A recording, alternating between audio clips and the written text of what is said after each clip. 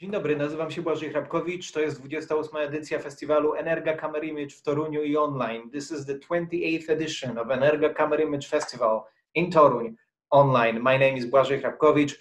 Naszym gościem jest autor zdjęć do filmu konkursowego. Our guest is cinematographer, the author of the images from one of the competition films. The film is Helen and the cinematographer is Rauno Ronkainen. Hello, Rauno. Hello, nice to meet you, and hello to all audience as well. Hello, nice to meet you too. How are you? I understand you're in Helsinki? Yeah, I just came back from Estonia. We have been shooting last 7 weeks, all the time just 9 shootings. So it's I'm a bit different tempo at the moment actually. So it's exhausting, but we have still like over 40 days to go. Yeah, well, you're shooting in the times of COVID. That's a success in it. That's a success in itself. Yeah, I think so. It has been pretty strict, but in a good way as well. So we have been trying to protect us and our crew and actors. So it's very formal in that way. Yeah, I'm sure it is. I'm glad you're well. This is Warsaw Helsinki conversation. So first question from Warsaw about Helen, of course. What is really interesting for me in this film is that it takes place during World War I, but we actually don't see any war in the film, and it's not a big epic, big history picture like main historical events. It takes place on the fringes of the events. And I wonder if that is if you found that interesting in this project as a filmmaker. I did for sure, because I had done a couple of features already from the same period of time.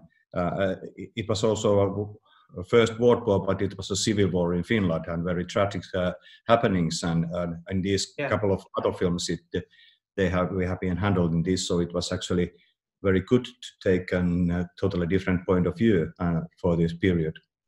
Yeah, the pictures you made before about World War I, I guess they were focusing on the war itself.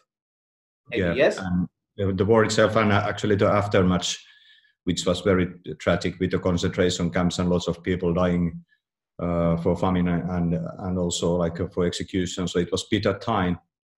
And yeah, of course, during those projects we made lots of research about these things. So in a way, it was good to have that background on understanding the atmosphere and how it affected maybe people then, and have to say also even now.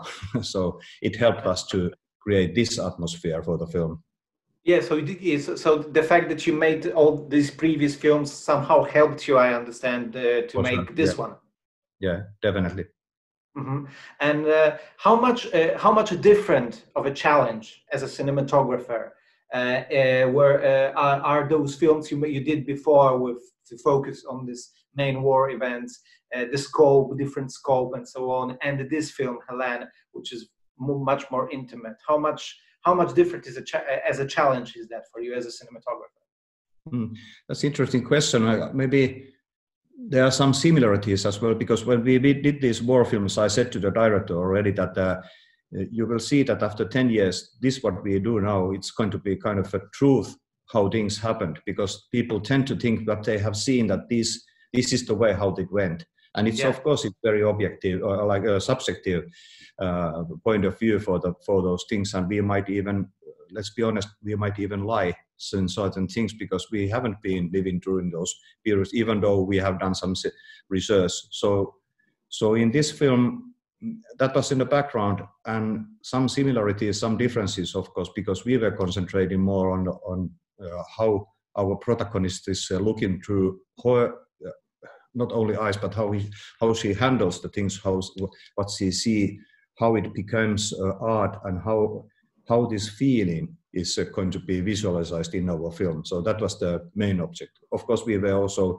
related of her paintings, way of painting, and this kind of things according to color palette and complementary colors, how to handle the black, how to handle the bright areas. But it's I would say that that art may be more effective of the whole atmosphere of the film, how calm we want it to be, and like in all peace to handle those things. And let's say that it was very careful choreography which we tried to get into the film as well, for the camera and for the actors, to describe this feeling and the period. Yeah. Was it important for you that the main character is a painter? And well, you sort of touched upon that in right now, but just to delve a little deeper into that subject, because of course cinematographers very often also talk about lighting, about perspective. There are some similarities between cinematography and painting, and doing a film about painter and her art. Did that affect your artistic choices? Yes, there are lots of similarities to be truth, but yeah, of course there are major differences as well.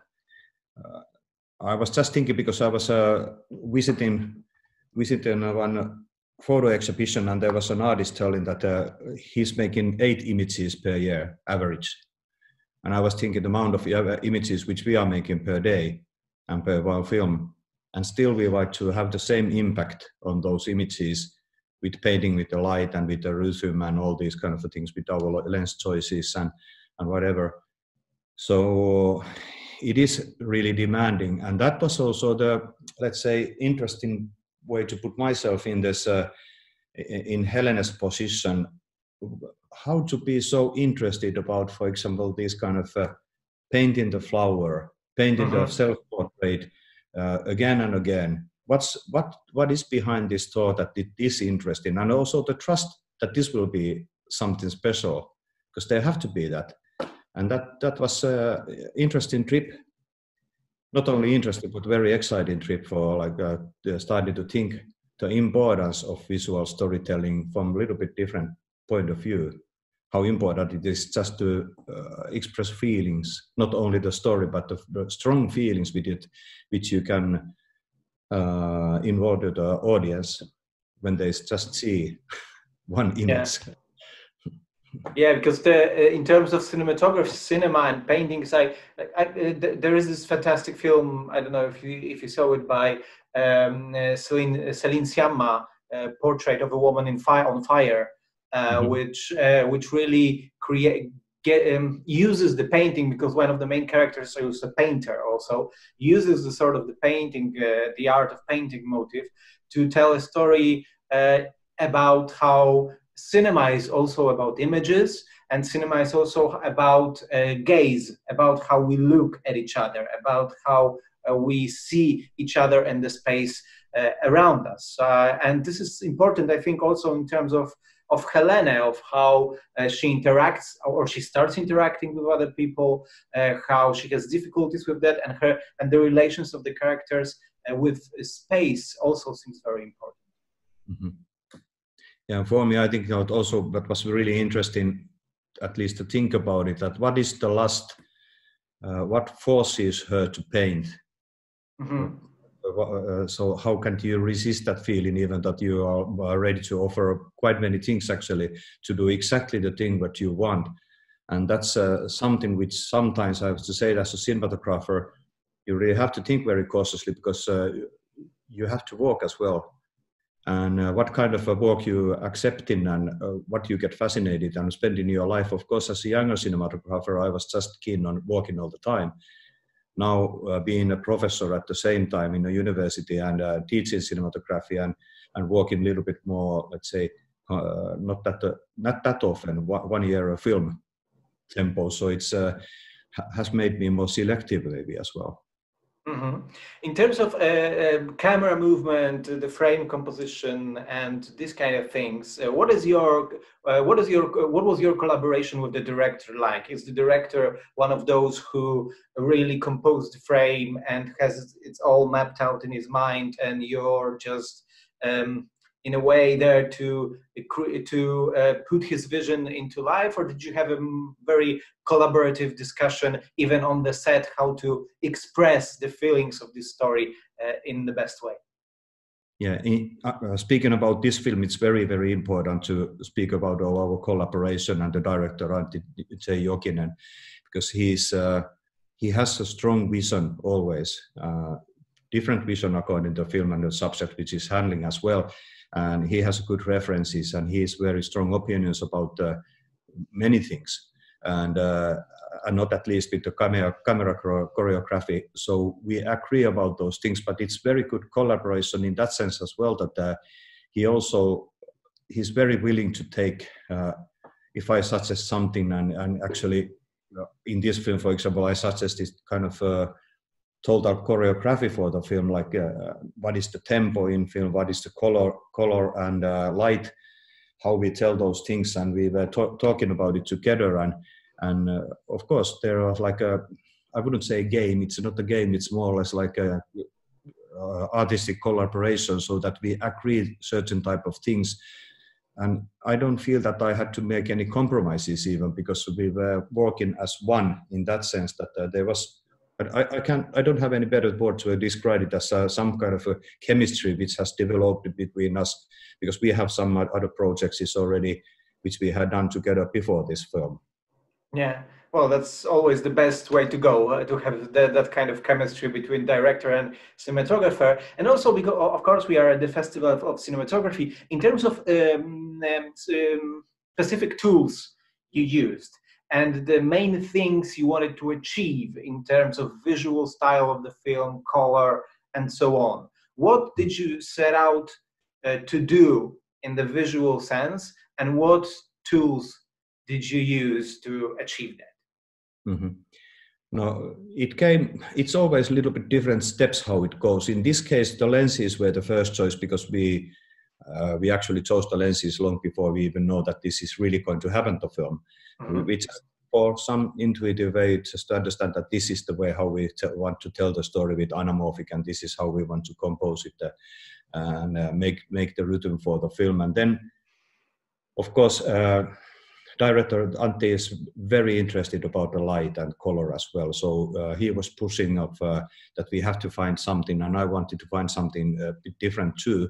And we did kind of lots of testing, and also our gaffer Jani Lehtinen, he has been working with us before this film. So he had something in his mind, and so we started, and we used this kind of a black silk at front of the light quite a lot, make it very soft but still deep blacks, and very, let's say, it looked a little bit like those paintings, how it handled the faces.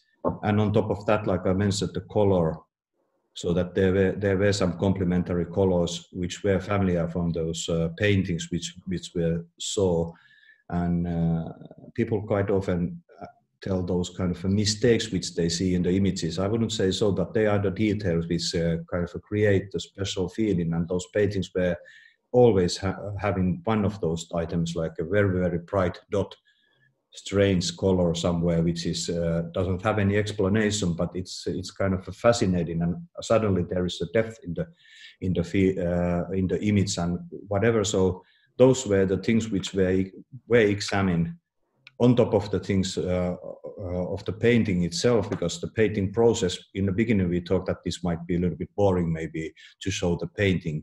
But on the other hand, when we visited the art gallery Atheneum, which is in a national gallery in Finland, and there we met the people who are renovating paintings, and they showed us the layers, how those paintings have been created. It started to be really interesting actually, because that also revealed the violence on this project, that it hasn't been very gentle actually, that it has been very kind of aggressive, which also comes to the protagonist inner life, which started to be interesting. So there were lots of influences which we on the other way kind of turned it to our advantage, or it was the things which we wanted to use in this visualization. Yeah, I guess many of the activities, things in life which may seem boring, they can be interesting in cinema given how you film it and how you show it. Thank you, Rauno, for this conversation. Thank you. And thank you for being with us, and let's hope to see you in person in the future at the EnergaCAMERIMAGE Festival in better times. Yes, thank you very much. Yeah. Bye-bye.